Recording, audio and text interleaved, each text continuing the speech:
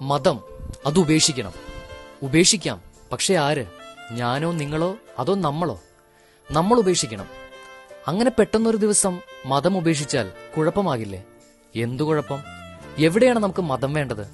അതിപ്പോ അങ്ങനെ ചോദിച്ചാല് എല്ലാത്തിനും മതം വേണ്ടേ? വേണോ? നിർബന്ധമാണോ?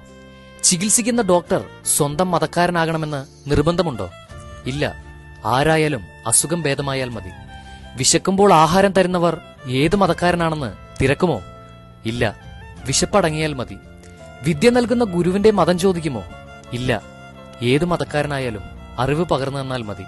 വ്യഭിചരിക്കുന്നവർ പെണ്ണിന്റെയോ ആണിന്റെയോ മതം ചോദിക്കുമോ? ഇല്ല. ആരായാലും മതി. ദാഹിക്കുമ്പോൾ വെള്ളം തരുന്നവരോട് മതം ചോദിക്കുമോ? ഇല്ല.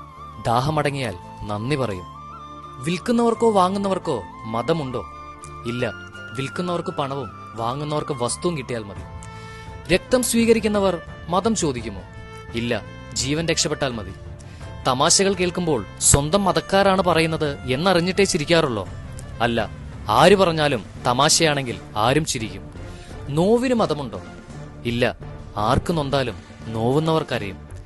കഴിവുകൾക്ക് മതമുണ്ടോ? ഇല്ല. ആരിലും വന്നു ചേരാം. മത്സരങ്ങൾക്ക് മതമുണ്ടോ? ഇല്ല. വിജയമാണ് എല്ലാവരുടെയും ലക്ഷ്യം. ജനനത്തിനും മരണത്തിനും മതമുണ്ടോ? ഇല്ല. സമയമാകുമ്പോൾ രണ്ടും നടക്കും. വർത്തമാനകാല ജീവിതത്തിൽ ഒരു മനുഷ്യൻ അഭിമുഖീകരിക്കുന്ന കാര്യങ്ങളാണ് ഇപ്പോൾ ഞാൻ നിന്നോട് ചോദിച്ചത്. അവിടെ ഒന്നും നിനക്ക് മതത്തിന്റെ മേലങ്കി അണിയേണ്ടി വന്നിട്ടില്ല. പിന്നെ എവിടെയാണ് നിനക്ക് മതം വേണ്ടത്? അതിപ്പോ അങ്ങനെയൊക്കെ ചോദിച്ചാൽ ഞാൻ കുഴഞ്ഞു പോകും. മതം അത് വേണമല്ലോ.